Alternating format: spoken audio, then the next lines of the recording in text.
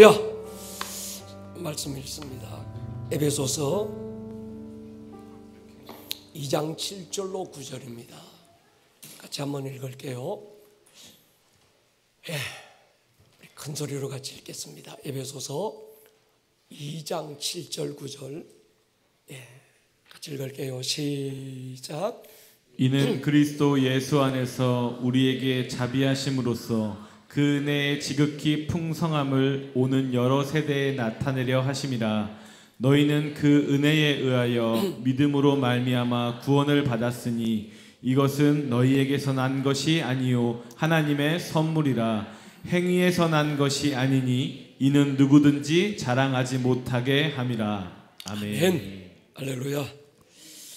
전에 우리가 에베소서 강의할 때 에베소서에 대해서 충분히 말씀을 나누어서 우리가 그 개론적인 것들을 다 아시리라고 믿는데, 에베소 2장 1절부터 10절까지 오늘 읽어야 되는데 시간상 7절 9절까지만 읽었습니다. 그래서 우리가 묵상할 때 1절부터 10절까지 쭉 믿음이 뭔가 가장 기본적으로 돌아가서 성경이 말하는 믿음은 도대체 뭘 말하는가에 대한 부분을 우리가 요즘 시리즈로 나누고 있습니다. 에베소 2장 1절부터 시작된 말씀은 죽은 자, 어떤 자가 죽은 자인가? 멀쩡하게 살아서 돌아다니고 있는데 하나님은 어떤 자에 대해서는 너 죽었다 이렇게 말씀하고, 뭐 세상에서 별 볼 일 없고 초라한 자 같은데 하나님이 어떤 자에게 넌 산 자라고 얘기하시는 사람들이 있는 거예요. 죽은 자와 산 자의 기준, 바로메타가 무엇일까? 그게 에베소 2장 1절부터 9절 10절까지입니다. 1절부터는 죽은 자에 대한 개념을 말씀해요. 누가 죽은 자입니까? 1절에 보면 허물과 죄로 죽었던 너희를 그리스도와 함께 살리셨다. 그리스도와 함께 일으키셨다. 그리스도와 함께 어디에 앉히셨어요? 하늘에 앉히셨다. 죄와 허물로 죽은 우리, 세상 풍조 따르고 공중권세 잡은 자 따르고 욕심이 원하고 마음이 원하는 것을 행하는 사람, 본질상 하나님의 진노의 자녀고 원수가 된 자, 그 자는 죽은 자라는 거예요. 영이 죽었다는 거예요. 영, 그 사람의 영이 죽은 자. 세상 풍조를 따른다 이 말은 무슨 말씀인가 하면 세상의 유행, 세상 가치관, 세상의 철학, 이념, 사상을 따르는 자. 겉으로 볼 때 세련된 것 같고, 겉으로 볼 때 멋진 것 같고, 겉으로 볼 때 시대에 앞서가는 것처럼 보일지 모르지만 이 세상 풍조를 따르는 자는 죽은 자라는 거예요. 본질상 죽은 자고, 본질상 이 말은 영이 죽은 자, 본질상 하나님의 진노의 자녀였다 이렇게 얘기합니다.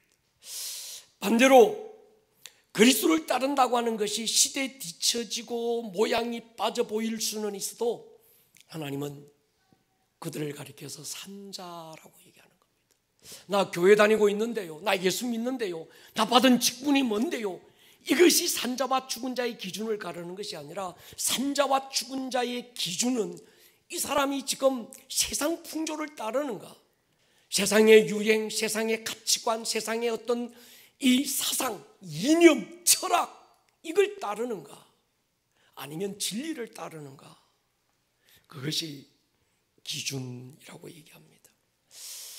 제가 가끔씩 소개합니다마는 16세기 프랑스의 위그노들을 소개한 적이 있어요. 독일에서는 루터와 함께 1517년에 종교개혁이 시작되고, 프랑스에서는 이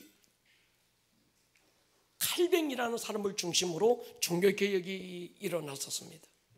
그때 수많은 그리스도인들이 천주교에 의해서 어떤 사람은 화형에 처해지고 어떤 사람은 목이 잘려 죽고 수없는 핍박을 받습니다. 그때 마리라고 하는 한 여인이 콘스탕스 감옥에 갇혀서 38년을 지내는데, 그 콘스탕스 감옥에서 이 마리라는 여인이 그 차가운 돌벽에 써놓은 글귀가 있어요. 많은 위근호들, 천주교에 저항해서 정말 우리는 교황을 따르는 자가 아니라 그리스도를 따르는 자고 우리는 어떤 진리를 따르는 자입니다. 하늘의 진리를 따릅니다 하면서 세상의 어떤 이런 교황이 요구하는 전혀 성경과 반대되는 사상과 이념과 가치관에 대해서 어떤 저항했던 자들, 그 그리스도인들, 수많은 사람들이 그저 타협해 가고 아닌 줄 알면서도 그냥 묻어 지내는 그런 어떤 그리스도인들도 많이 있었습니다만, 그들 가운데에서 살아있는 소수의 위근호들, 그들이 있었던 거예요. 그들이 감옥에 gat혀서 화형당하고 순교당하고 막 가죽 껍질이 벗겨서 죽고 그랬던 콩스탄스벽에 이 말이라는 여자가 써놓은 글귀가 있습니다. 라지스테하라. 이 말은 뭔가 하면 저항하라, 그 말이에요.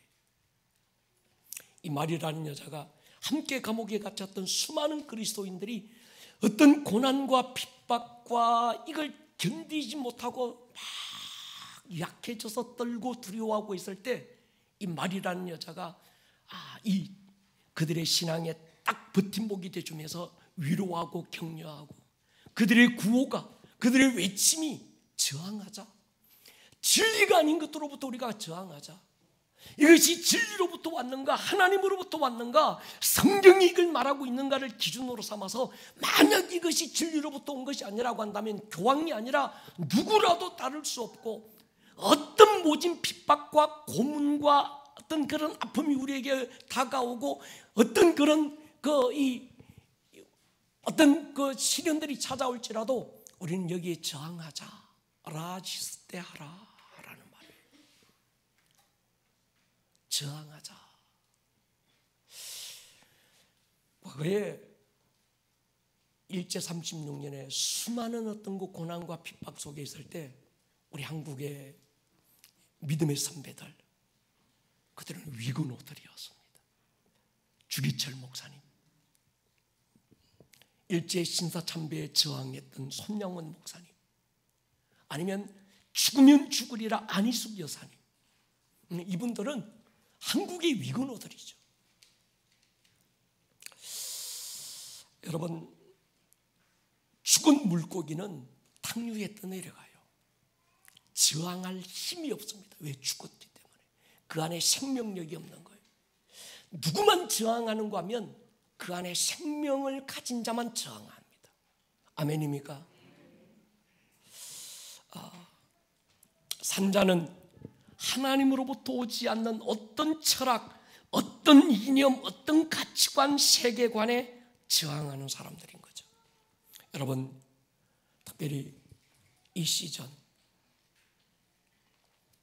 코로나가 끝나가고 코로나 한 방이 하나님의 엔타임을 확 앞당긴, 그래서 수많은 사람들이 교회를 떠나고 진리를 떠나고 세상 가치관과 이념을 쫓아서 어떤 사상을 쫓아서 하나님으로부터 멀어지고 떠나가고 있는 이 시즌에 우리 아름다운 꿈의 교회가 정말 과거 어느 때보다도 크게 듣고 붙들어야 될 것 하나는 저항하는 겁니다. 아멘입니까? 이 시즌은 저항하는 자들만 살아남는 시대인 것 같아요. 사람들은 흔히 말해요. 사는 게 다 그렇지 뭐, 세상이 다 그래. 여러분, 세상 모든 사람들은 다 그렇고 그렇게 살 수 있어도 그리스도인들은 그렇게 살면 안 되는 어떤 기준이 있어야 되는 거예요. 진리인 줄로 믿습니다. 제가 볼 때 분명 예수 그리스도의 보혈로 산 자인데 마치 죽은 자처럼 세상 풍조에 따라 떠내려가는 사람들이 얼마나 많은지 모릅니다. 코로나라고 하는 큰 파도, 어떤 이 퍼펙트 스톰이라고 하는 시대, 누구도 경험해보지 못했던 엄청난 파도 앞에 시대의 조류에 막 떠내려가는 수많은 교회들이, 수많은 그리스도인들이 떠내려가 버리고 말았어요. 이때 살아있는 교회들, 이 코로나 시즌에 살아있는 오히려 더 부흥하는 교회들은 보면 영유하는 교회들인 줄로 믿습니다. 그리스도인들은 눈에 보이는 것 있고 귀에 들리는 게 있지만 오감을 따라 느껴지는 것들을 따라서 사는 자들이 아닌 거죠. 우리는 진리로 사는 자들인 줄로 믿습니다. 이것이 진리의 영이신 성령님으로부터 왔는가? 진리의 영이 오늘 이것을 내게 허락했는가? 아무리 세련돼 보이고 멋있어 보이고 수많은 사람들이 그 길을 따르고 쫓아갈지라도 우리는 이걸 먼저 분별해야 됩니다. 진리로부터 왔는가? 정말 이것이 하나님으로부터 왔는가? 이게 그저 떠내려가고 있는 세상 풍조는 아닌가? 이 기준 말이죠. 죽은 자들은 외부로부터 보이고 들리는 것으로 살지만 그리스도인들은 내 안에서 들리는 소리에 민감한 거예요. 아멘입니까? 세상이 주는 엔조이는 밖에서 어떤 조건으로 통해서 오는 반응이지만 기쁨은 내 영 안에서부터 성령님께서 내 영 안에서 솟아나게 만드는, 그래서 세상 사람들은 외부로부터 들려지고 공급되는 것을 따라가는데 그리스도인은 내 안에서부터 내 영 깊은 곳에서부터 성령님이 길러내시고 내 안에서부터 터져나오는 것들, 그것들이 나를 움직이고 그것들이 나를 이끄는 사람, 저와 여러분들인 줄로 믿습니다. 우리가 이 밤에 철야에 나와가지고 이 늦은 시간에 주님만이 왕이십니다 노래하고 우리가 예배하는 이유가 뭡니까? 이건 누가 나오라고 해서 나온 것도 아니고 내 영 안에서 성령님이 오라. 할렐루야.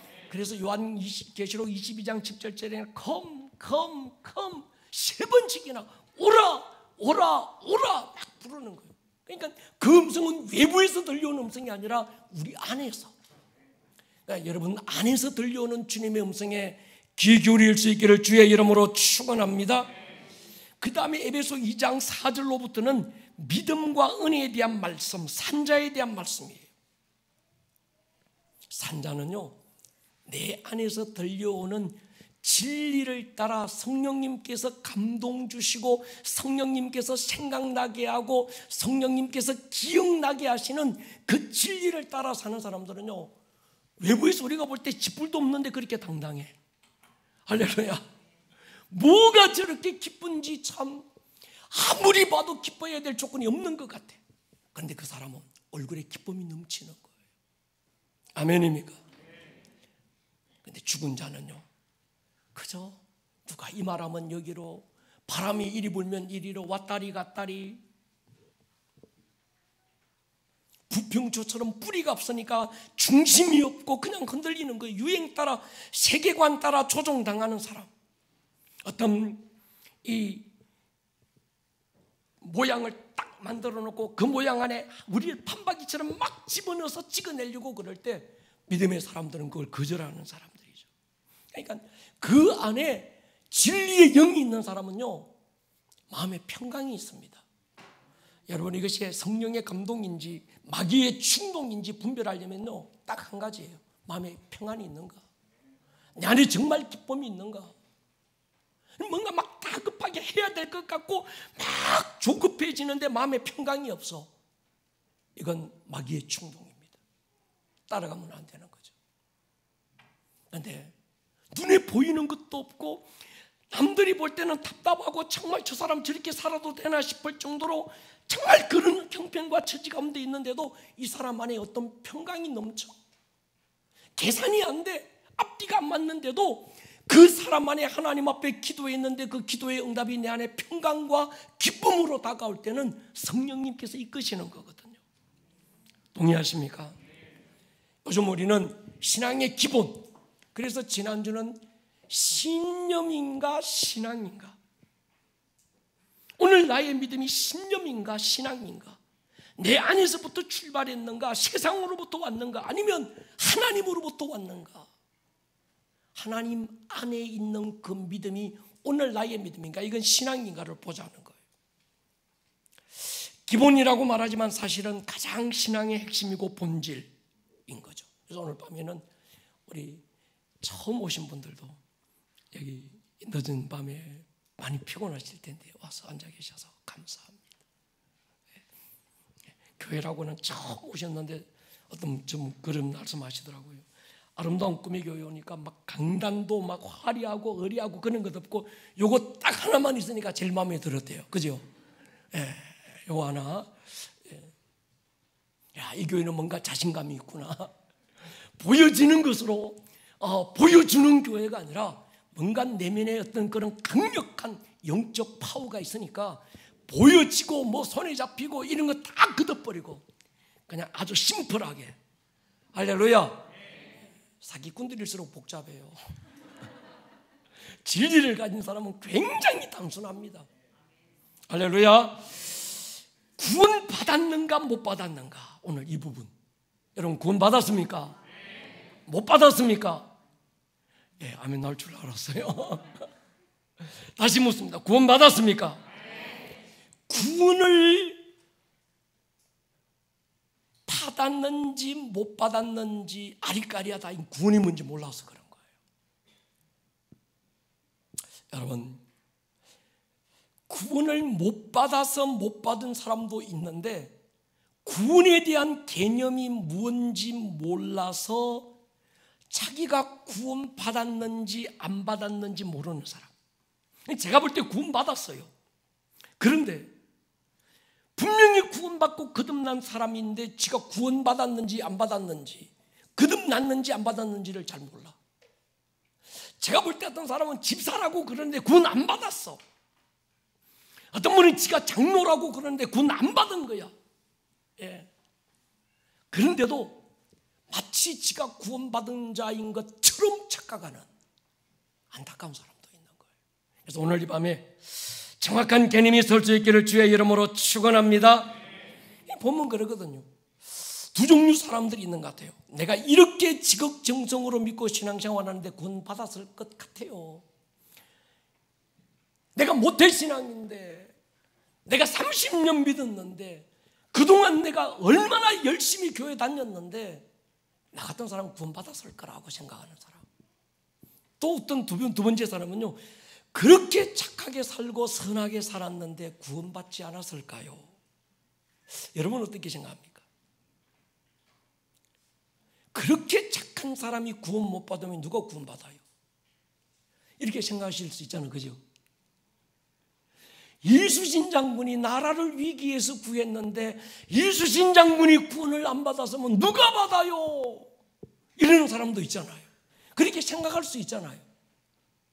여러분 보십시오. 반대로 십자가의 한 강도는 예수님이 직접 누가 바울이 아니면 어떤 누군가가 너 구원받았을 거야, 넌 구원받았어 해준 게 얘기해 준 게 아니라 구원을 주는 당사자인 예수님께서 직접 네가 오늘 밤 나와 함께 낙원에 있을 거야 구원을 확정해 주신 십자가의 한 강도. 나라를 구한 것도 아니고 그렇다고 착하고 선하게 산 것도 아니고 반대로 오히려 나쁜 짓이라고는 고르고 골라서 나쁜 짓만 하고 산 사람. 이 사람이 받은 구원에 대해서 우리가 뭐라고 얘기해야 될까요? 도대체 구원의 기준이 뭡니까? 이 얘기 말이죠. 지극정성으로 새벽 기도하고 헌신하는 것이 구원의 조건일까요? 성경 구절 몇 개 암송하고 공식처럼 따라하면 구원받은 것입니까? 잘못된 구원론이 우리 신앙에 큰 걸림돌이 됩니다. 이 사람들은 대개 보면요, 한 손에는 구원받았다, 교리적으로 어떤 이런 넌 구원받았어, 사람들이 정해준 그 구원 티켓 하나 손에 들고 그래 나 구원받았으니까 교회 집사가 됐고 구원받았으니까 교회에서 직분 받고 적절하게 내가 헌신도 하고 봉사도 해야지, 그러고 살아가는 신앙의 막가파들 은 없을까요?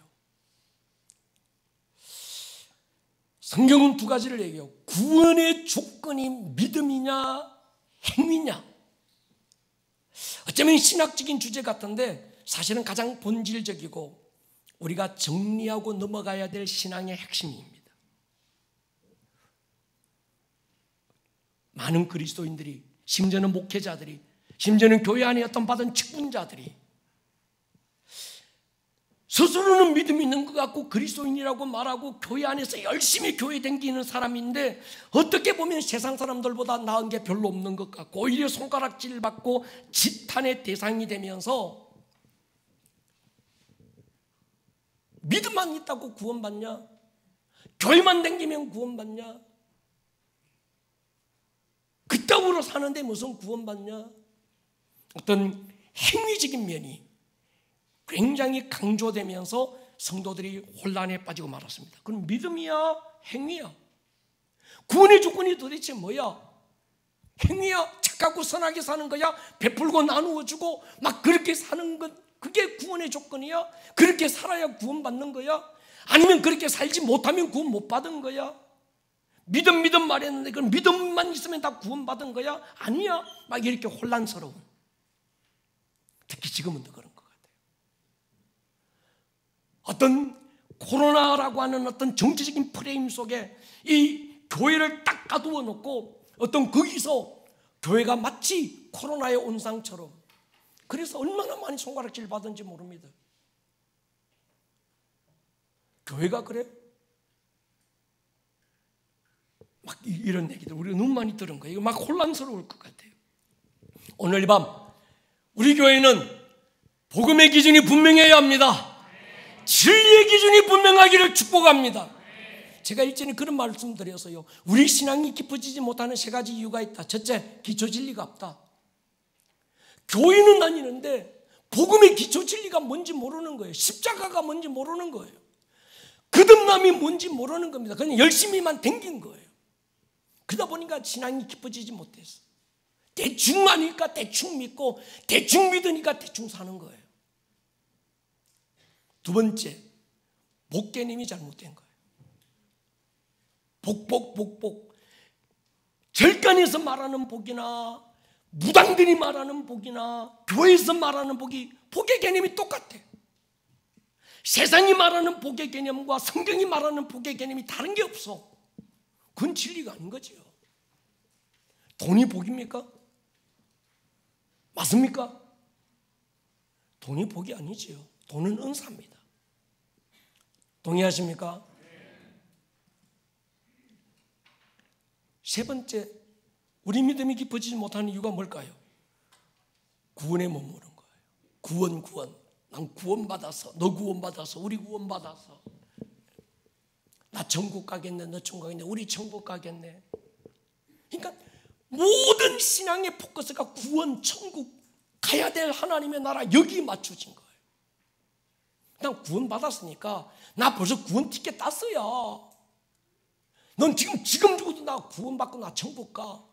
그게 마치 신앙의 종점이고 그것이 마치 우리 신앙의 전부인 것처럼 포장된 잘못된 구원 개념. 뭐 구원 개념이 잘못됐다는 얘기는 아닙니다. 그것이 끝인 구원 이유가 없는 거예요. 가야 될 하나님의 나라 넘어서 여러분 안에 임해야 될 하나님의 나라가 있기를 축복합니다.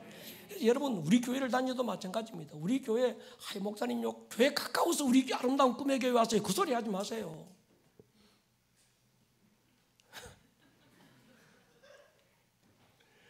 부르심을 따라왔습니다. 나의 부르심과 구원받고 보니까 내 남은 인생엔 전부를 쏟아서 이루어야 될 부르심과 아름다운 꿈의 교회의 부르심이 같은 거예요. 그것 때문에 우리 성도가 되기를 축복합니다. 그것 때문에 나는 목사가 되고 아름다운 꿈의 교회 담임을 하고 있는 거예요. 그게 아니라면 무슨 의미가 있겠어요? 이것만 분명하면 멀어도 와야 됩니다. 예, 좋은 대학은 멀어도 갑니다. 할렐루야. 예, 좋은 교회는 멀어도 와야 되는 거예요. 동의하십니까? 지난주 새 가족분이 그러시더라고요. 목사님, 처음 아름다운 꿈의 교회에 왔는데 세 바퀴 돌다가 열을 엄청 받았대요. 파킹할 데가 없더래. 속으로 막 이놈 교회는 주차 시설도 막. 그래서 겨우 주차 아무데나 파킹해놓고 교회 와서 예배드리고 부부가 결심을 해야 돼요. 다음 주는 우리 걸어가 보자. 시흥에 살아요. 월곶에. 딱 걸어가려고 하는데 다음 주 딱 됐는데 비가 오더래. 야, 비가 와서 못 걸어가겠구나. 또 차 타고 가자. 차를 타고 왔는데 또 몇 바퀴 돌았대. 이게 저 끝에 차 세워놓고 빗줄줄 맞으며 걸어오신 거예요. 지난주는 날씨가 좋더래요. 주의를 치고 비 안 온 날이 잘 없잖아요. 야, 오늘은 걸어가자. 50분을 걸어오셨대. 예배 늦었고, 근데 뒤에까지 쫙 앉아서 자리가 없더래. 햇빛 앉은 게 맨 앞자리에 안 남았더래. 늦게 와서 맨 앞자리에 앉았는데 50분을 이 연세에 드신 두 분이 부부가 걸어왔으니 얼마나 피곤했겠어. 그러니까 몸도 피곤하고 졸립고, 앞자리에 앉아서 졸대니까 목사님한테 미안하고 새 가족이 막 많이 힘드셨다고. 여러분, 그래도 오셔야 합니다. 할렐루야. 부르심을 따라오시기를 축복합니다. 아름다운 꿈의 교회, 하나님이 이 교회를 향한 부르심, 그래서 우리가 모여 한 가족이 된 건 누구도 혼자 울도록 버려두지 말고 우리가 같이 울어주자. 한 가족이 된 건 가족은 나의 선택이 아니라 하나님의 선택이거든요. 부르심인 줄 믿습니다. 이 세 가지 우리 기억하셔야 합니다. 구원의 조건이 뭘까? 어떻게 구원받는가? 빌립보 감옥의 간수가 바울에게 던진 질문입니다. 형제여, 우리가 어떻게 해야 구원을 얻겠습니까? 그때 바울이 했던 말이 뭡니까? 주 예수를 믿어라. 그리하면 너와 내 집이 구원을 받으리라. 나라를 구해라. 인류 평화에 공헌해라. 그런 얘기 없습니다. 주 예수를 믿어라. 믿습니까? 애굽에서 종살이 할 때 모든 집안의 장자들이 죽어나갈 때 이스라엘 백성들이 살았어요. 마땅히 죽어야 될 그들이 구원받은 조건이 뭘까? 죽음의 그림자가 유월절, 넘을 유자, 넘을 월자, 어떤 죽음의 그림자가 담을 넘어갔다는 뜻인데, 죽음의 그림자가 죽음으로 관통하지 않고 넘어간 조건, 무엇이 그 집안에 있어서 그 죽음의 그림자를 뛰어넘어가게 했을까? 한 가지입니다. 어린 양의 피인 거예요. 아멘입니까? 시대와 문화를 뛰어넘어 구원의 조건은 한 가지밖에 없습니다.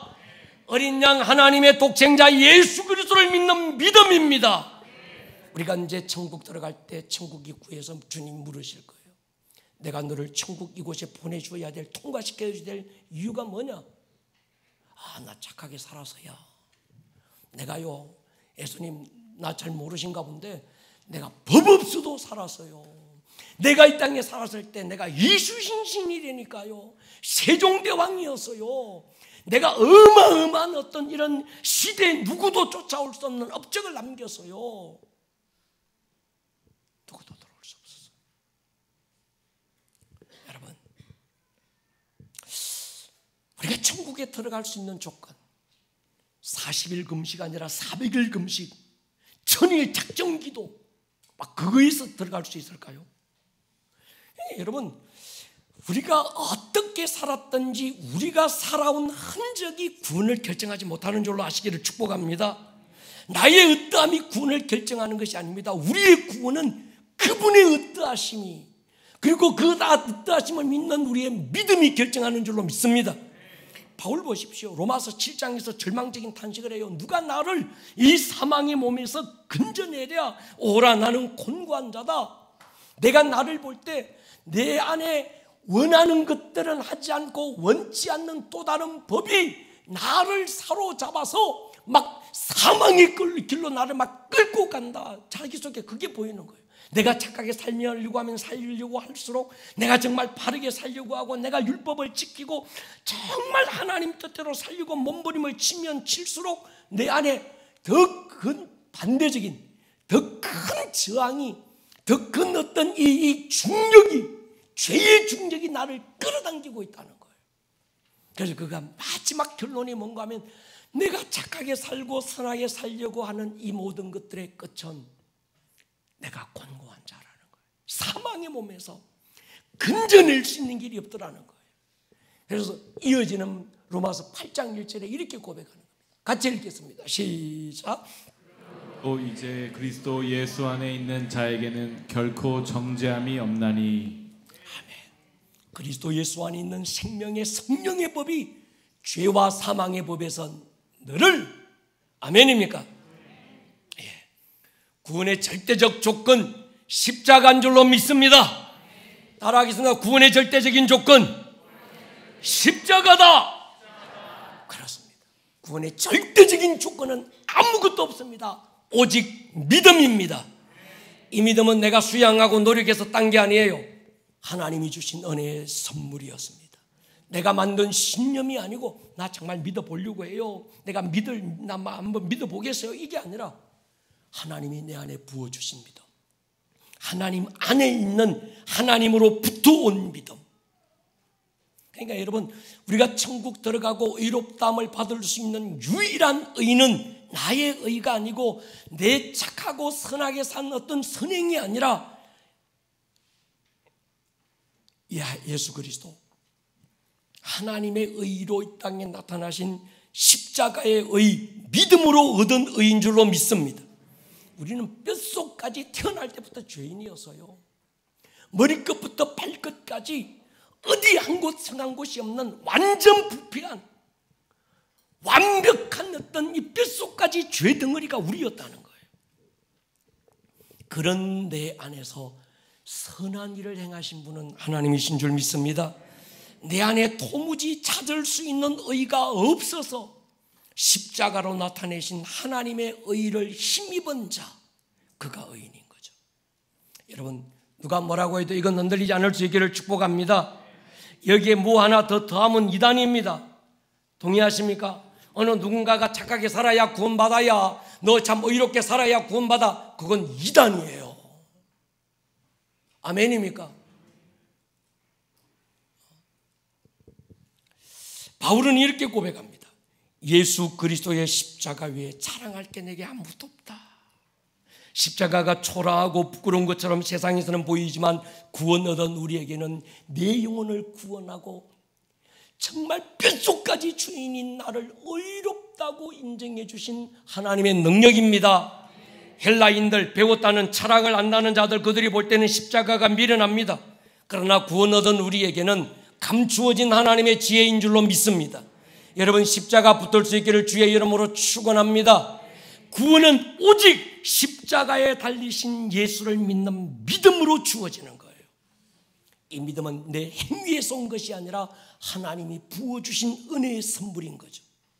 내 안에서 내가 만들어낸 신념과 다른 겁니다. 종교적으로 말하는 어떤 그런 믿음과 다른 얘기입니다. 하나님으로부터 온 신앙인 줄로 믿습니다.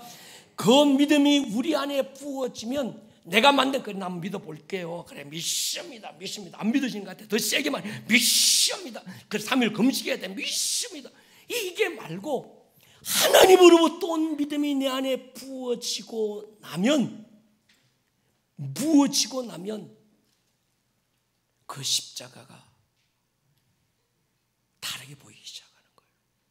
십자가 위에서 초라하게 찢겨 죽은 예수가 하나님의 아들이라는 게 보이기 시작하는 거예요. 누가 강요한 것도 아니고 누가 막 집어넣어준 사상이 아니고 어느 날 어느 순간에 그렇게 안 믿어지고 그렇게 이해되지 않았는데 어느 날 어느 순간 예배의 자리에 앉았는데 갑자기 내 안에서 십자가가 보이기 시작하는 거예요. 그 십자가 위에 달리신 예수 그리스도, 전에는 그렇게 생각했대요. 예수님이 십자가에 달려 2000년 전 저 유대 땅에서, 대한민국도 아니고 지금도 아니고 2000년 전에 그 유대인으로 오신 그 예수님이 십자가에 달려 죽었는데 그분의 죽음과 나와 뭔 상관이 있어. 도무지 구원이 이해가 안 되고 십자가가 받아들이지 않고 그래서 막 힘들었는데 어느 날 어느 순간에 성령님께서 내 안에 찾아오셔서 어떤 믿음이 부어지고 나는 순간부터 내 마음의 눈이 밝아지기 시작해. 아멘입니까? 여러분, 예수의 부활이 믿어지고 다시 오신다는 그분의 말씀이 믿어지는 것, 이게 유일한 구원의 조건입니다. 이것만 하늘의 문을 열고 들어갈 자격인 줄로 믿습니다. 이 자격이 없다면 세종대왕도, 어떤 분이 목사님 세종대왕 구원 받았을까요? 못 받았을까요? 그건 내한테 묻지 마라. 그걸 모르면 니도 좀 문제가 있다. 할렐루야. 나라를 구한 이순신 장군은요, 지가 나라를 구한 게 아니고 전 세계를 구해서도 이 믿음이 없다면 구원 못 받은 거예요. 분명하시기 바랍니다. 누가 어떤 이론과 사상을 가지고 오고 신학 박사니 뭐나 얘기하면서도 이것에서 조금이라도 벗어난다고 한다면 그건 이단입니다. 진리가 아닌 거예요. 아멘. 헷갈리지 마시기를 축복합니다. 이 사실을 명확하게 하고 오늘 우리 안에 일어나는 딜레마, 논쟁, 갈등에 대해서 한번 얘기해 보면 좋겠습니다. 그러면 믿음과 행위는 어떤 관계가 있습니까? 네가 예수 믿는다고 하는데 네가 나보다 나은 게 뭐야? 그런 질문 듣지요. 야, 네가 천당 가냐? 나는 만당 간다야. 너 구원 받았냐? 나는 10원 받았어야. 막 이런. 이 야고보서의 말씀, 야고보서는 뭔가 행위를 말씀하고 있는 것 같고 로마서, 갈라디아서, 히브리서는 믿음을 얘기하고 계시는데 이 갈라디아서, 히브리서 또 로마서가 말하는 믿음과 야고보서가 말하는 행위, 이게 서로 충돌하고 있는 것처럼 오해될 수 있습니다. 근데 여러분, 야고보서를 잘 읽어보면 야고보서는 행위를 얘기하는 게 아닙니다.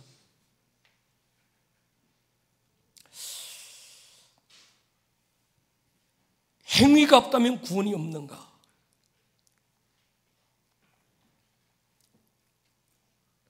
야고보서는 구원의 절대 조건으로 행위를 요구하는 게 아닙니다.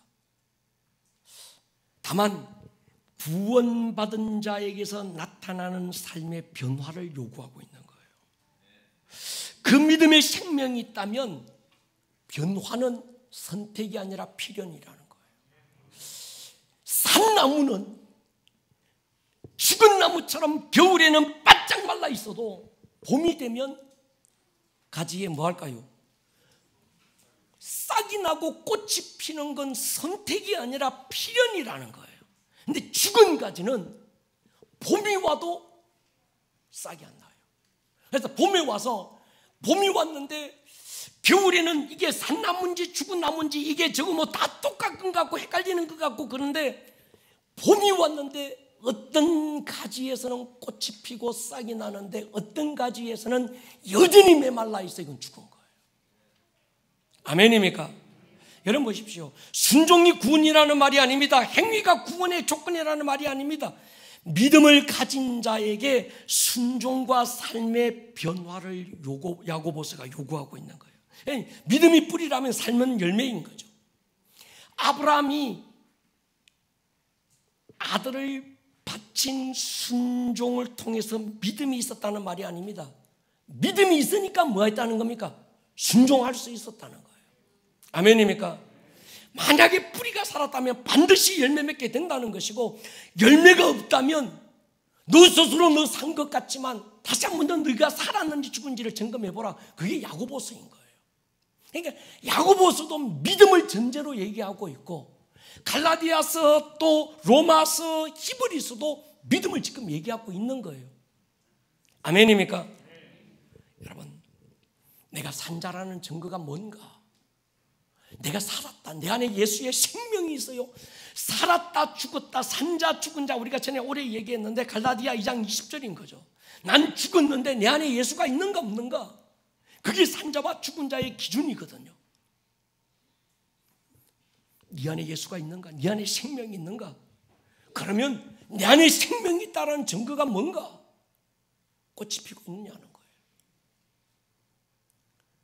여러분, 봄에 피는 꽃도 있지만 가을에 피는 꽃도 있습니다. 좀 늦게 피는 꽃도 있어요. 그렇다고 봄에 꽃이 안 피고 가을에 피는 꽃이라고 해서 죽었다고 얘기하면 안 됩니다. 조금 늦게 필 수는 있어요. 하나님의 시간 차이는 우리가 인정해야 합니다. 그러나 산자에게서는 꽃이 절대 조건은 아닙니다. 그러나 필연 조건이라는 거예요. 아멘입니까? 그래서 야고보서 2장에서 시작부터 죽은 자 세상 풍조 따르고 지는 산자 같고 세상 풍조 따르고 세상 유행 따르고 세상 어떤 이런 거 따르니까 막 멋있는 것 같고 폼 나는 것 같고 잘 나가는 것 같고 성공한 것 같고 세련돼 보이고, 그런데 그 안에 생명이 없다면 죽은 거라는 거예요. 그러나 그 안에 생명이 있다면 산자라고 얘기하는 거예요. 10절 보십시오. 산자의 증거. 10절에 보면 우리는 에베소 2장 10절, 1장 10절 말고 2장 10절. 우리는 그가 만드신 바라 그리스도 예수 안에서 선한 일을 위하여 지으심을 받은 자니 이 일은 하나님이 전에 예비하사 우리로 그 가운데서 행하게 하려 하심이라. 그리스도 예수 안에서 선한 일, 행위가 아니라 열매를, 지금 먼저 열매를 얘기하는 거죠. 요한복음 15장에 예수님 그 말씀합니다. 나는 포도나무고 너희는 가지다. 내게 붙어있는 가지는 절로 열매를 맺는다. 내게 붙어있지 않는 가지는 열매를 맺을 수 없고 불에 던져 사른다.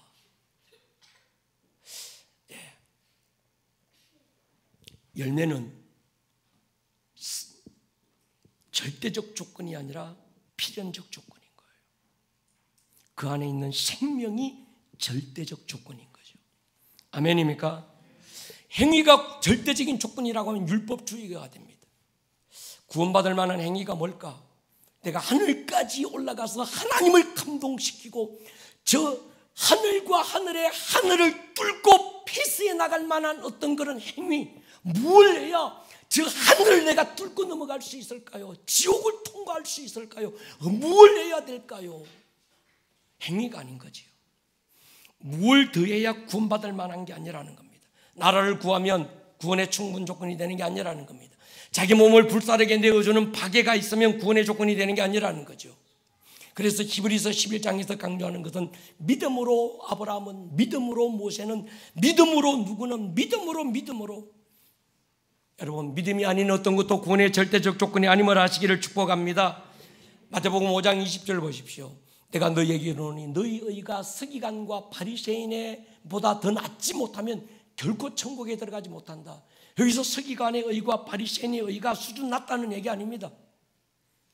인간이 의로워질 수 있는, 인간의 행위로 온전해질 수 있는 최고의 어떤 레벨, 최고의 수준, 그게 서기관과 바리새인의 의입니다. 근데 그걸 뛰어넘어야 된다는 거예요. 그걸 뛰어넘는 의가 세상에는 없다는 겁니다. 그 더 나은 의, 하나님으로부터 온 의, 아멘입니까? 예수 그리스도로 우리에게 주어진 믿음의 의, 십자가의 의인 줄로 믿습니다. 예. 천국에 들어가거든 가려고 하면 바리새인보다 서기관보다 착하게 살아라, 그런 말씀 아닙니다. 이들보다 더 나은 의, 예수 그리스도의 의를 믿는 믿음의 의를 가지라는 거예요. 그러니까 좁은 문으로 들어가라, 다이어트 해라는 얘기 아닙니다. 한 가지밖에 없다는 거예요. 좁은 문, 예수 그리스도. 유일한 문, 예수 그리스도. 믿음의 문인 줄 믿습니다. 우리가 믿음으로 구원받은 건 분명한데 믿음으로 구원받은 그리스도인에게서 나타나는 생명의 열매가 안 보이니까 그냥 야고보서에서는 열매를 강조하고 있는 겁니다. 하나님과 관계 돌아보고 자신이 받은 구원을 다시 돌아보라, 그 말이죠. 그러니까 열매, 행위는 절대 조건이 아니라 변화의 조건입니다. 따라합시다. 절대 조건이 아니라 변화의 조건이다. 예, 여러분, 이게 우리 행위예요. 믿음은 구원의 절대 조건이고 순종은 필연적인 조건이죠. 제가 한 말이 아니라 존 비비어가 했던 말입니다. 구원이라는 책에 존 비비어가 그 표현을 썼어요. 믿음은 구원의 절대적인 조건이지만 순종은 필연적인 조건이다. 그러니까 믿음은 구원의 절대적인 조건인데 구원받은 자에게서 하나님으로부터 온 그 믿음을 가진 자에게는 누가 강요해서가 아닌데 순종하고 싶은 열정이 일어나는 거예요. 아멘. 믿음을 따라 살고 싶은 열정이 일어나는 거예요. 하나님으로부터 오지 않는 죄와 막 맞서 피 흘리기까지 싸우고 싶은 본능이 일어나는 거예요. 전에는 죄와 타협하고 스스로 합리화시키며 묻어버렸는데 그 사람 안에 믿음이 들어가고 구원받고 거듭나고 보니까 저절로 자기 안에서 죄와 싸우는 갈등이 일어나기 시작하는 거예요. 야, 나 이렇게 살아서는 안 돼. 나 변해야 돼. 변화에 대한 절대적인 요구가 남이 아니라 자기 안에서 지금 일어나고 있는 거예요. 그렇게 살지 못하는 자신에 대한 책망이 누가 막 너 그리스도인인데 그따구밖에 못 사냐 이게 아니라 그 안에서 성령님께서 그 안에서 막 야단치고 혼내는 소리가 들리는 거예요. 여러분, 거듭나고 나면요 다툼이 일어납니다. 원수가 생겨요. 사람과 싸우는 게 아니라 믿음으로 살지 못하는 자신과 싸우고 자신을 또 죄 가운데로 이끌고 가는 마귀와의 영적 전쟁이 시작되는 거예요. 난 구원받았는데 내 안에 갈등이 없어요. 다툼도 없고요. 영적 전쟁도 없어요. 안 받았는지도 몰라. 적당하게 세상의 어떤 요구 따라서 세상의 가치관 따라서 묻혀서 그냥 그리 세련되게 좀 그 폼나게 좀 모양 있게 난 그렇게 믿어. 니처럼 그렇게 막 극단적인 것 같고 막 광신적으로 믿는 건 그럼 이상해. 믿음이 없는 거예요. 그 안에 생명이 없는 거예요. 이런 사람들이 교회 안에 문제인 거예요. 우리 교회야 없지만. 아멘입니까? 예, 여러분, 구원받은 자 안에서 일어나는 본능, 성경 구절 몇 개 암송하고 교회 좀 다니다 보면 때가 되어 세례받고 직분받고 중요한 직분 받을 수 있습니다. 근데 여러분, 그것이 구원의 조건이 아닙니다. 내 안에 예수 그리스도가 나에게 어떤 문제에 대한 분명한 확신, 변하지 못하고 있는 자신에 대한 다툼, 아직은 나 온전하게 착하게 살지도 못하고 믿음을 따라 온전하게 살지도 못하고 하루에도 12번 더 덤블링 가고 엎어졌다 뒤집어졌다, 아침에 주님 뜻대로 살겠습니다 쫙 기도해놓고 가놓고 저녁에 돌아와서 눈 딱 감기 전에 하나님 앞에 무릎 꿇고 한번 돌아보면 주님 뜻대로 상관없고 전부 다 지 욕심 따라서 지 잘난 것 따라서 지 생각 따라서 그렇게 사는 거예요. 그러나 그렇다고 할지라도 구원받은 자, 거듭난 자, 믿음으로 하나님의 의가 그 안에 박힌 자에게는 자기 안에서 책망이 일어납니다. 아멘입니까? 내가 잘 살아야 되는데. 후회가 아니라 회개가 일어나는 거예요.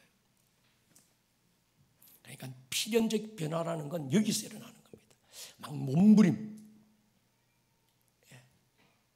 동의하십니까? 그러니까 구원이라고 하는 거듭남은 일회적인 사건이고 눈에 보이지 않는 내 영에서 일어나는 변화지만 이 세상을 육을 입고 살아가는 동안에 끝없이 죄와 싸우고 선한 열매를 맺는 그 생명력이 우리 안에서 일어나야 되는 거죠. 그러니까 믿음은 구원의 절대적 조건이지만 싸움, 열매, 이건 필연적 조건이다. 내 안에서 이런 필연적 조건이 없다고 한다면 절대적 조건이 네 안에 성립되어 있는지를 확인해 봐라. 아멘입니까?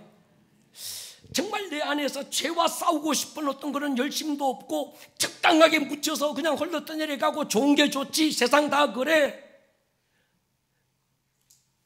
그러고 살아가고 있다면 정말 네 안에 예수 생명이 있는지를 한번 돌아봐.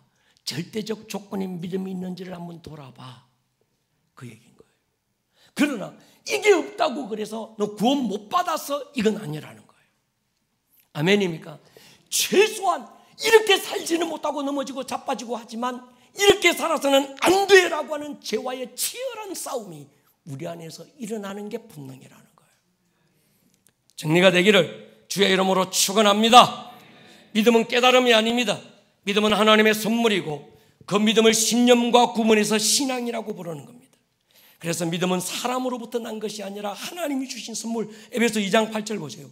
너희는 그 은혜에 의하여 믿음으로 말미암아 구원받았으니 이것이 너희에게서 난 것이 아니요. 이 말은 너희가 만들어낸 것도 아니고 너희로부터 출발한 게 아니고 하나님이 우리에게 주신 뭐라? 선물입니다. 선물 받았습니까? 믿음은 하나님이 내게 주신 선물이지 사람이 만들어낸 어떤 조직이 아니라는 거예요. 9절 보십시오. 행위에서 난 것이 아니니 누구든지 자랑하지 못하게 함이라. 에베소 2장 10절 우리는 그가 만드신 바라 구원받은 자에게는요 그리스도 예수 안에서 뭐가요? 선한 일을 위하여 지으심을 받았다는 거예요. 구원을 주신 이유, 이 믿음을 우리에게 선물로 주신 이유가 우리에게서 필연적으로 해야 될 어떤 선한 일이 요구받는다는 거예요. 아멘입니까? 믿음을 가졌다. 어마어마한 은혜예요. 목사님 믿어져요. 믿어지는 게 얼마나 큰 은혜인지 아십니까? 더 받아야 될 선물이 없을 만큼 큰 선물 받은 줄로 믿습니다. 그런데 은혜 위에 은혜가 있어요.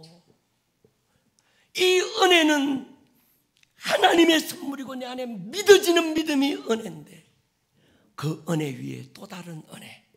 이건 뭔가 하면 삶의 변화가 요구되어질 때 은혜 위에 은혜인 줄 믿습니다. 여러분, 받은 은혜에 만족하지 말고 그 은혜 위에 은혜를 얻기를 축복합니다. 전에는 윤리가 기준이고 도덕이 기준이고 종교적인 어떤 잣대가 기준이 됐는데 은혜 받고 보니까 또 다른 기준이 생긴 거예요. 성령님께서 내 안에 일으키시는 선한 양심이 살아나면서 기준이 된, 쉽게는 말씀이 삶의 잣대가 되고 기준이 된 그 사람은요, 데스티니가 달라져요. 왜 사느냐? 삶의 이유가 달라져요. 사업하는 목적이 달라져요. 공부하는 이유가 달라져요. 여러분, 구원받은 우리 학생들은요, 똑같이 공부하고 있는데 공부하는 이유가 달라야 돼. 주찬아, 그지? 혜원아, 그지? 니들이 공부하는 이유가 다르지? 공부해서 남 주려고 공부하는 거지. 아이가? 그치? 니 잘 되려고 공부하는 게 아니지. 이게 오합이 정신입니다. 절대로 니 잘 되려고 공부하지 마라.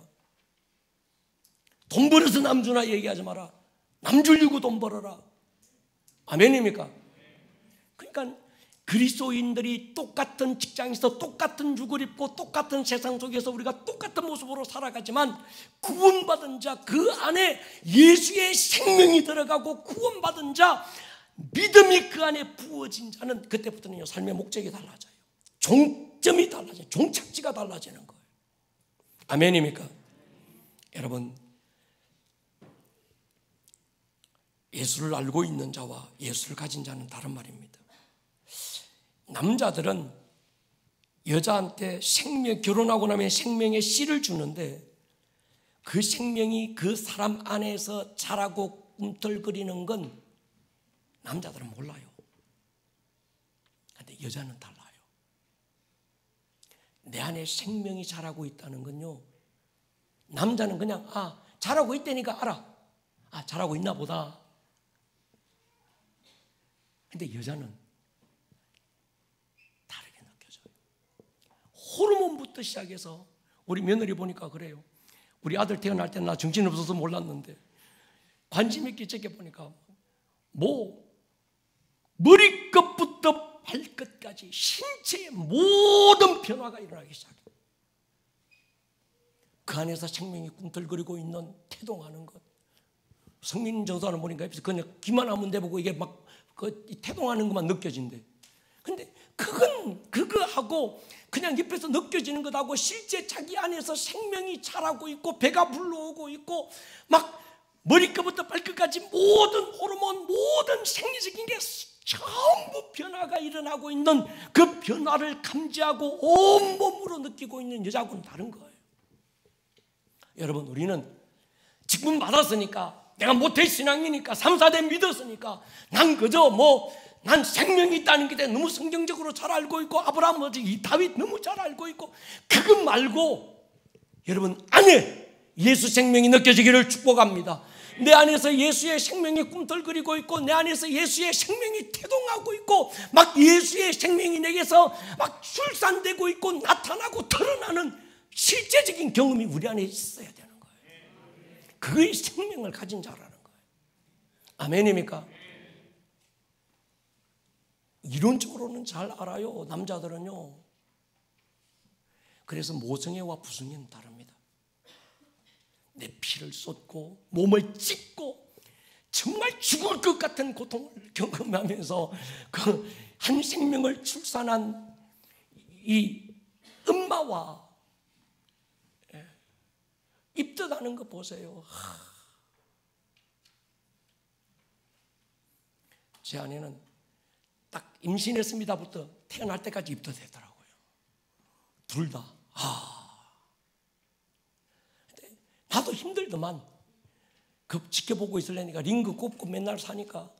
근데 본인은 옆에서 지켜보면서 그냥 기분상 힘들겠네 이것하고 직접 자기 안에 있는 그 생명 하나 때문에 그 생명을 막 자기 안에서 그 해산하려고 하는 어떤 그하고는 다르다는 얘기예요. 조금 이해가 실제적으로 갔습니까? 예수 생명이 있다는 얘기하고 기분상 예수 생명이 내 안에 있다는 게 느껴지는 것하고는 다르다는 거예요. 예수 생명이 여러분 안에 있기를 축복합니다. 생명의 능력이 경험되기를 축복합니다. 생명의 꿈틀거림이 경험되기를 축복합니다. 그걸 해산하자는 거예요. 그게 믿음이라는 거예요. 구원파 상상임신입니다.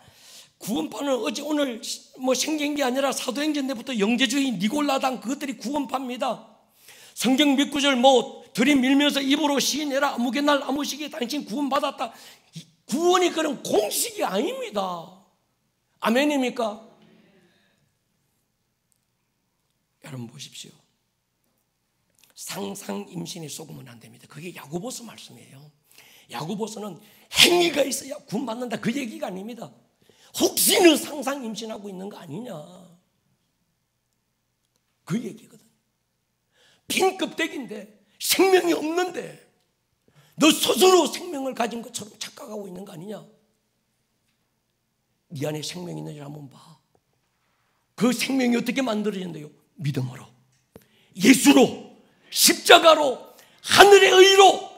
아멘입니까? 여러분 이거요 우리 안에 정확한 기준이 돼야 돼요. 또 하나 정리될 문제가 있습니다. 거듭났고 구원받았는데 왜 저래? 예수 믿는다는 사람이 왜 저렇게 살아? 이 부분 정리 한번 해보십시오. 전에 제가 그 얘기했습니다. 조금 전에 와서는 산자, 교회 안에 산자가 있어. 그 안에 생명을 가진 자가 교회 안에 있어. 근데 교회 안에 그 사람들만 있으면 얼마나 좋겠어. 근데 그 사람들만 있는 게 아니라 교회 안에 죽은 자도 같이 있어. 생명이 없는. 또 어떤 사람은 잠든 자도 있어. 생명은 있는데 이 영적 코마 상태에서 혼수 상태, 살았는데 산지 죽은지 잘 몰라. 숨은 꼴딱꼴딱 쉬고 있고 심장은 뛰고 있는데 아무런 변화가 없는, 손가락 하나 움직이지 모르고 어떤 정확한 그 의식이 없는 그런 사람. 또한 배도한 자가 있는 거죠. 여러분 보십시오. 에베소 5장 14절. 그러므로 이르시기를 잠자는 자여 깨어서. 죽은 자들 가운데 일어나. 잠든 자나 죽은 자나 같이 있어. 똑같아. 코마 상태. 이게 그냥 가사 상태예요. 잠든 자여 일어나라는 거예요. 죽은 자, 거듭난 적이 없는 사람, 에스겔 골짜기에 마른 뼈들, 배도한 자. 에베소 4장 18절에 보면 뭡니까? 그들의 총명이 어두워지고 그들 가운데 무지한 마음이 굳어짐으로 말미암아 하나님의 생명에서 떠나버린. 디모데후서 4장 10절. 대만은 이 세상을 사랑하여 떠났고 그리스게는 갈라디아로, 디도는 달마디아로 떠났고. 우리 가운데 대마 같은 자 없기를 축복합니다. 아멘입니까? 그리스길래 또는 디도 같은 자 없기를 주의 이름으로 축원합니다. 히브리 6장 보십시오. 한번 비침받고 하늘의 은사 맛보고 성령의 참여 안 받고 하나님의 선한 말씀과 내시의 능력을 맛보고도 타락한 자들, 죽어버린 자들, 배도한 자들, 이들은 다시 새롭게 하여 회개할 수 없다. 하나님의 아들을 다시 십자가에 못 박아 욕되게 했다는 거예요. 그러니까 이런 사람들이 있으니까 같이 있다 보니까 모든 사람들이 다 욕먹을 짓 한 게 아닌데 한두 사람인데 전체가 마치 프레임 씌워서 다 그런 것처럼. 우리가 코로나 때 그리스도인들 가운데에서 코로나 걸린 사람이 5.7%였어요. 5.7%. 근데 세상은 마치 코로나가, 교회는 코로나 온상이야. 교회 다니는 사람도 마치 같이 밥 먹었다 말 섞었다 코로나 걸릴 것처럼 온 프레임을 100% 씌워가지고. 여러분, 그럼에도 불구하고 우리는 기준이 서기를 축복합니다. 가짜가 있어요. 처음부터 그 안에 생명이 없었던 사람, 껍데기인, 가정의 평화에서 부인 따라 교회 다닌 사람. 그래, 부인 기분 맞춰준다고 좋은 게 좋은데 뭐 가정의 평화를 해서 교회 가줘야지. 그러다가 시간 지나니까 집사되고 교회 건축 시작하면서 헌금하고 믿음 좋다고 박수 받으면서 안수 집사되고 장로가 된 사람. 교회 문화에는 익숙하고 거듭나지 않았는데, 거듭난 경험이 없는데 교회 문화에 익숙해 있다 보니까, 받은 직분이 그럴듯하다 보니까, 그런데 그 사람이 껍데기인 사람이 우리 교회에 없지만, 그러니까 이번이 코로나는 껍데기 걸러낸 거예요. 우리는 알고 있는 줄 믿습니다. 껍데기 다 날아가서요 이미. 이런 분들이 교회 중직받고 나면 여러 가지 문제 생깁니다. 모든 기준이 세상적이에요. 성경적 기준이 아니라 세상 사람들이 말하는 어떤 일반적인 기준을 그대로 교회 안에 가지고 와서 적용하고 잣대들이 되고, 특히 한국 교회사뿐만이 아니라 모든 오래된 교회들, 우리 교회는요 100년 역사예요. 전통은 있는데 그 전통이 마치 생명인 것처럼 착각하는, 껍데기인 줄 모르는, 우리 교회 여러분들 없겠지만 노파심에서 스스로 자신을 돌아보아 혹시 내 안에 예수 생명이 남나 한번 보고, 없거든. 이 밤에 생명 있는 밤이 되기를 축복합니다. 이게 우리 노력으로 안 되는 거예요. 은혜가 부어지기를 축복합니다. 그러나 이 자리에 앉았다는 것이 그래도 하나님 보실 때 남들 다 자고 하루 종일 일하고 피곤해서 그냥 씻고 두 다리 쫙 뻗고 그냥 옷 다 편안하게 입고 TV 앞에서 두 다리 쫙 벌리고 쉬고 있으면 얼마나 좋겠어. 그럴 수 있음에도 불구하고 오라 컴 성령과 신부가 오라고 하시는 그 음성 듣고 이 밤 육체의 모든 요구를 거절하고 이 밤에 앉아와 있다는 것만으로도 주의 은혜 가상해서 은혜 부어주시기를 축복합니다. 믿음 주시기를 축복합니다. 변질당한 자가 있어요. 한때 불같은 은혜 받았어요. 남은 생에 주위에 살겠다고 뜨거운 눈물도 흘렸어요. 그런데 그러는 세월에 은혜 식어지고 사명 소명 잃어버리고 싸늘하게 식어버린 사람, 지속적인 생명을 공급받지 못해서 가시밭에 심기운 씨앗처럼 때로 싹도 나고 꽃은 피었는데 열매로 이어지지 못하고 세상의 재리의 유혹, 이런저런 염려거리들 말라버린 사람들,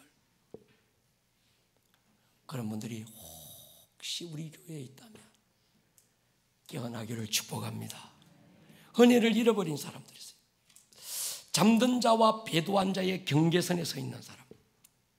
이사야 61장에 흰인에 대해서 말씀할 때 세 종류 사람 말씀하래요. 상한 자, 묶인 자, 갇힌 자. 상한 자와 묶인 자의 경계에 있는 사람. 어떤 사람은 묶인 자와 갇힌 자의 경계에 있는 사람. 자기 의지대로 손가발이 안 움직여져. 철야 때 교회 가야 되는데, 기도의 자리에 앉아야 되는데, 마음은 있는데 마음은 은혜로 돼. 나올 힘이 없는 사람. 그러니까 어떤 힘에 끌려다니다가 무엇에 딱 갇혀서 포로가 돼서 갇혀서 꼼짝도 못하는 그런 사람. 진리가 자유케 하기를 축복합니다. 여러분, 묶임과 모든 갇힘으로부터 자유를 선포하시기를 축복합니다. 왜 성경은 우리에게 말씀과 기도를 강조하는가? 왜 아름다운 꿈의 교회는 코로나가 힘든 때 예배 돌파합시다. 10days 리바이벌, 왕의 대로를 열자. 우리가 왜 그렇게 레지스 때 하면서 막 치왕하며 우리가 돌파해 왔을까요? 그래야 사니까. 아멘입니까? 성경 읽읍시다. 하루에 10장씩 1년에 3번 죽을 때까지 지 나이만큼만 읽읍시다. 왜 목사가 우리 교회가 자꾸 그 얘기할까요? 금반지 끼워주면서 막 하는 이유가 뭘까요? 그래야 사니까. 아멘입니까? 기도의 집 하자. 그래서 막 새벽에도 오전에도 저녁에도 기도하자. 숨 안 쉬니까 막 입에다가 막 인공호흡 해가면서 막 입 불어넣어가면서 억지로 막 가슴 진 눌러서 이건 뭡니까? 이거 막 하는 거 이거 뭐라고 그러는 하는 이유가 뭡니까? 그래야 사니까. 아멘입니까? 기도와 말씀, 임재적 예배 없이는 숨을 쉬고 살아날 방법이 없기 때문에, 다른 길이 없기 때문에 나도 모르게 시들고, 나도 모르게 힘 빠지고, 나도 모르게 죽음의 길로, 나도 모르게 코마 상태로 잠들다가 나중에는 나도 모르게 죽은 자 틈에 끼어서 함께 죽어가는 어떤 그런 상태로 가기 때문에 우리는 기도해야 합니다. 말씀 붙들어야 합니다. 믿음으로 돌파해야 합니다. 예배는 어떤 것으로도 양보할 수 없는 거예요. 아멘입니까? 생명 걸 수 있기를 축복합니다. 우리 교회는 살리는 교회가 되십시다. 누구라도 저 문을 열고 들어오는 자들, 그가 죽은 자든 잠든 자든, 그가 혹시나 잘못되어 배도인 자든 어떤 자든 우리 교회에 오면 살아나야 합니다. 그런 예배가 되어야 합니다. 살리는 예배, 생기가 불어오는 예배. 할렐루야. 이 밤이 그 밤이 될 수 있기를 주의 이름으로 축원합니다. 머리를 숙여보십시다. 우리 여러분 한번 기도할 거예요.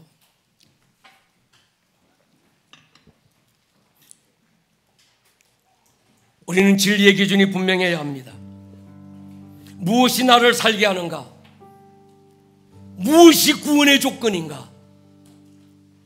내가 구원받은 절대적 조건이 뭔가? 구원받은 절대 조건을 가진 나에게 필연적인 변화를 요구하는 또 다른 삶의 열매는 무엇인가? 두 가지 중에 하나만 있어도 안 됩니다. 그러나 먼저 있어야 될 게 있어요. 믿음입니다. 이 믿음은 내가 만든 게 아닙니다. 세상이 준 것도 아닙니다. 하나님이 주신 믿음입니다. 성령으로 인한 믿음이에요. 믿어지는 믿음입니다. 오늘 이 밤에 우리 두 가지를 가지고 기도하십시다. 주여, 먼저 믿음을 주십시오. 은혜의 선물을 부어주십시오. 내 안에 믿어지는 믿음을 부어주십시오. 예수의 생명을 공급해 주십시오. 아멘. 또 하나, 하나님, 내게는 힘이 없습니다. 내 스스로 싹을 틔울 수도 없고, 내 스스로 꽃을 피울 수도 없고, 내 스스로 열매를 맺을 힘이 내게 있지 않습니다. 뿌리에 그 힘이 있습니다. 하나님, 내가 예수 안에 있음으로 하여 내 삶의 어떤 변화가 꽃을 피우고 그리스도인답게 살아가는 삶의 열매들이 주님 있게 하여 주십시오. 아멘. 믿음의 능력을 부어주십시오. 아멘. 믿음의 권능을 부어주십시오. 아멘. 생명의 성령의 법으로 나를 이끌어 주십시오. 아멘. 우리 시간 두 주먹 불끈 주고 한번 주여 한번 부르고 통성으로 기도합니다. 주여.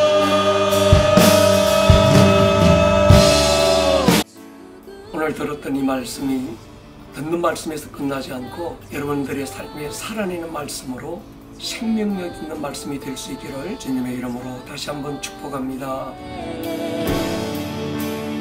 온 하늘